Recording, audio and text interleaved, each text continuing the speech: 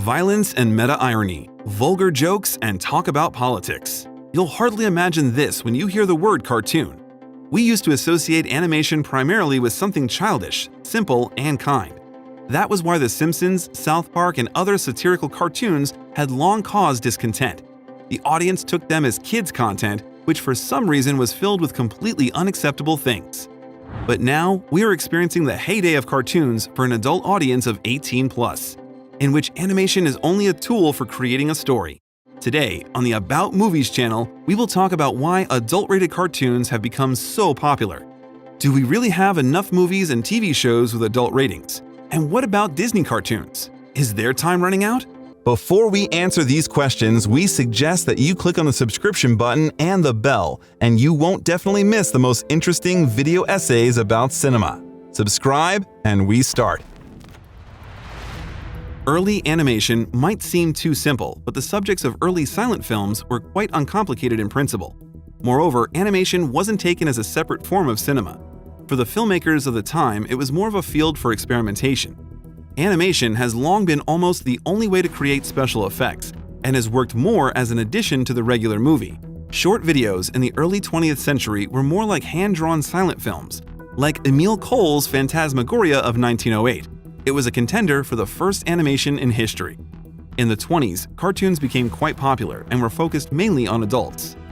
And if modern viewers, for the most part, have never seen the very first cartoons, then this lady is probably well known for almost everyone. The heroine of the Talk-Cartoons animated series Betty Boop appeared in the 30s due to the increased interest of the adult audience in animation. That Hollywood sex symbol was more popular than many real actresses. It was obvious that her audience wasn't children.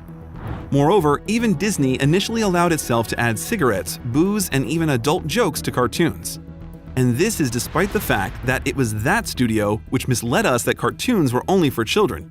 Thanks to Disney cartoons, animation has become associated with singing birds, magic, and happy endings in general, with something that isn't suitable for adults in any way.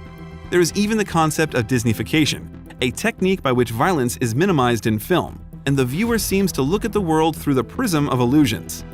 The result is an idealized, comfortable world that is easy to sell to more people. However, we will not dwell on the work of Walt Disney, since we have described it in detail in our biographical video. And it revealed a lot of shocking moments that usually prefer to be silent when talking about the maestro. To find out the whole truth about Walt Disney, click on the pop-up card or go to the description and find the link. Believe me, you won't regret this. But even Disney cartoons were watched by everyone. Yes, they were difficult to call adults, rather fabulous, but thanks to the quality of performance, they were watched with pleasure by both children and their parents. However, it would be wrong to say that Disney completely took over the world of animation of those times and it had no competitors. In 1935, the golden age of the world-famous Looney Tunes animated series began. Sarcastic Bugs Bunny, crazy Daffy Duck, funny Porky Pig.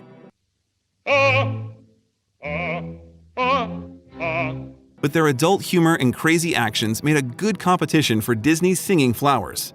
The main achievement of Tex Avery, the creator of this animated series, is considered the departure from the cute and pastoral Disney stories and characters. Cartoons were liked by both children for their dynamism and adults for irony, innovation, and an admixture of madness. The plots were sometimes crude and almost cruel, and went up against public taste. But these cartoons could not allow too much, since they were created in the era of the Hays Code. It was a code of ethics that was in effect in Hollywood from the 30s to the 60s. It clearly described what was forbidden to show in the cinema. There were prolonged kissing, nudity, and much more. Therefore, such cartoons as Talk-Cartoons ceased to exist, and the rest of the representatives of American animation had to adapt to the rules just like the cinema. You'll ask, how did Looney Tunes even survive? Perhaps it was due to the fact that the drawn characters, unlike the heroes of the movies, could allow some liberties. At all times and in all countries, an animated character could do something that was forbidden to be shown in the cinema for reasons of morality or censorship. After all, cartoons, as many believe, are something frivolous, created for children and for fun. Meanwhile, Avery didn't stop there. In the 40s, he was able to surpass himself, working in the animation department of Metro-Goldwyn-Mayer. The animator was significantly ahead of South Park in the ability to raise acute social issues in cartoons. His short film, Blitzwolf of 1942, became a real anti-German propaganda film and won the Academy Award for Best Short Film. In other matters, it didn't prevent Avery from casually poking fun at Disney.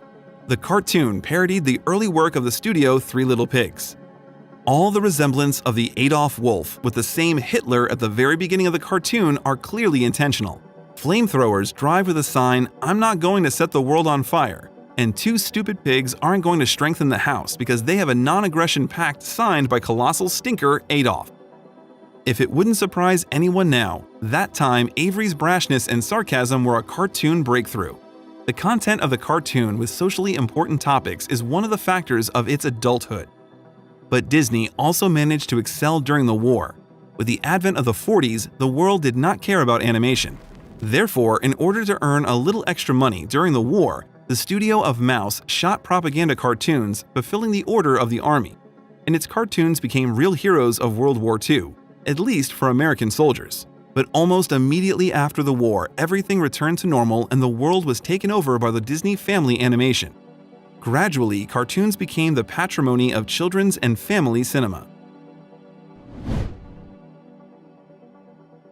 Of course, adult cartoons still continued to exist, but they were rather an exception to the rule. They were something bold and unusual. Most of the animation was still focused on kids. It was simply because of the high cost of production cartoons. When an adult cartoon was released in cinemas at the same time as a movie, it was difficult for it to keep the competition and pay off. After all, the cinema already landed on its feet and could offer the viewer a much more vivid spectacle than before. We recall that even the Oscar nomination for Best Animated Feature Film was established only in 2002. Nevertheless, the directors continued to experiment and turn to this art form. For example, in 1972, the first animation with an X rating, Fritz the Cat, appeared. Director Ralph Bakshi was a recognized pioneer of adult cartoons. The animation is a satire of the life of the American youth in the 1960s, so the poor cat had to deal with the vicissitudes of free love, politics, and hedonism. Fritz did all sorts of things. He participated in orgies, stole cars, and tried to spread the ideas of the revolution to the people. Well, easy for you to talk. You're a crow. I wish I was a crow. During the 20th century, there were many more masterpieces that were created for an adult audience, and they addressed topics that were usually raised in serious cinema. In 1973, the film by the French animator René Laloux, Fantastic Planet, was released. There, he openly polemicized with Disney, whose work became a real model on the one hand and on the other did not allow the author's cartoons to break into the big screen. The film told a surreal story that raised questions of freedom and humanity. European animation became an outlet for those who wanted to see serious animation. At the same time, there was Japanese anime, which existed quite separately. It is important to say that Japan changed its attitude to animation in many ways. The out-of-genre variety of local animation outstripped the rest of the world by decades.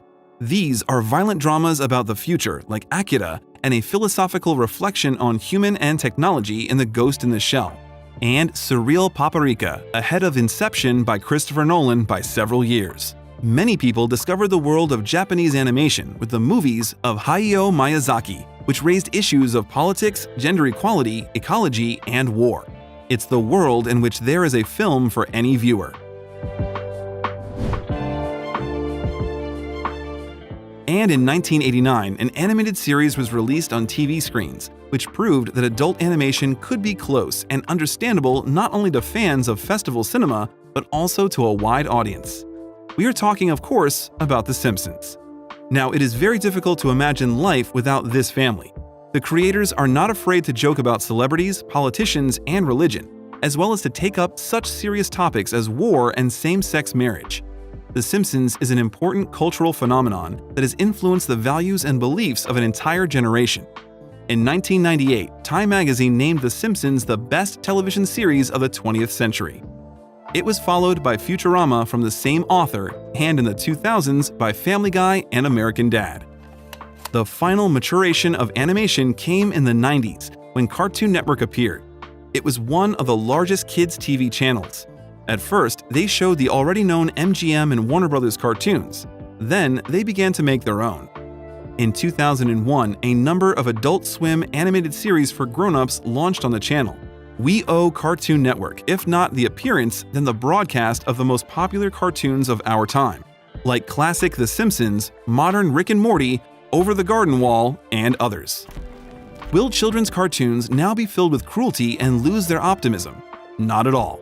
Just in the last few decades, there has been a tendency to make cartoons more close to our lives. Gradually, the authors began to raise social issues, even in cartoons for the youngest. Feminism, equal rights for all, are now on the radar. So why won't they put it in a cartoon since we are trying to influence children's minds? To some extent, the current agenda was characteristic of cartoons of all times, but now it is becoming more noticeable.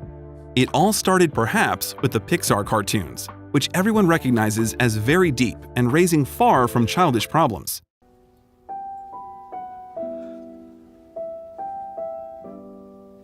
As for censorship, gradually, even Disney began to hide in their seemingly innocent stories jokes that only adults can understand. And if it did it very carefully, then Shrek, released in 2001, was more daring, not really trying to hide something. Perfect. This cartoon can generally be considered phenomenal. After all, despite its focus on the children's audience, it carries such a huge number of meanings and references that no Disney cartoon has ever dreamed of. And of course, he parodies Disney cartoons as best it can.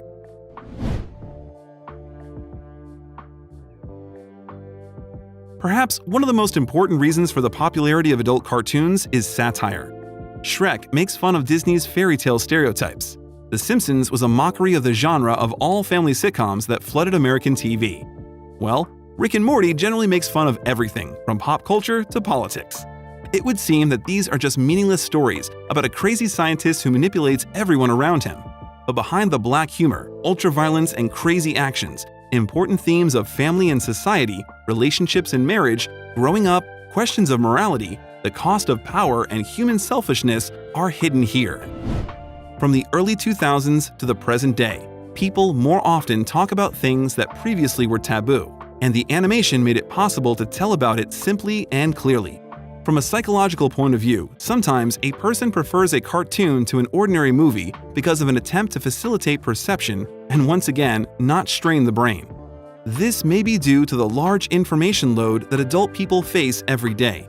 In the 21st century, it is physically much easier and faster to watch one episode of a cartoon than even one episode of a serious series. Moreover, they are at the same level in terms of meaning. Animation gives the maker the freedom to create. Not all ideas can be implemented on the screen simply because some things are difficult to finance and shoot. In animation, you can draw anything you want. The freedom that cartoons provide attracts talented directors and screenwriters who use animation to express their thoughts, ideas, political, and social views. We've loved cartoons since childhood. Then we grew up. Therefore, animation has grown with us, and we hope it will continue to please us for many years. By the way, it will be great if you write in the comments which adult animated series you consider the best of the best. Let's see which one will win by the number of comments. And as for Disney cartoons, the Mouse Corporation is not going away. Given how quickly it closes the studios of competitors, for example, Blue Sky Studios, we can only guess who will be the next victim of the greedy company. If you click on this icon, you can watch a video essay in which we have analyzed in detail its path from a small studio to becoming an economic giant. Why is Disney increasingly being called an evil corporation? How do the bosses mock Disneyland employees? And what other sins does the management of the Disney company have? Follow the link and find out all the answers. That's all for today. It was about movies. Like this video and see you later.